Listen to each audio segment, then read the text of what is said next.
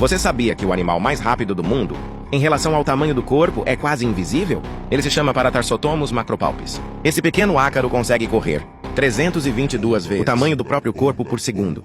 Para comparar, um ser humano correndo muito rápido consegue apenas cerca de 5 vezes o tamanho do corpo por segundo. Se um humano tivesse a mesma velocidade proporcional desse ácaro, ele correria a quase 2.000 km/h. Isso é mais rápido que muitos aviões. E o mais incrível, esse animal mede menos de 1 milímetro. Ou seja, o verdadeiro campeão de velocidade do planeta é um ser microscópico que quase ninguém vê.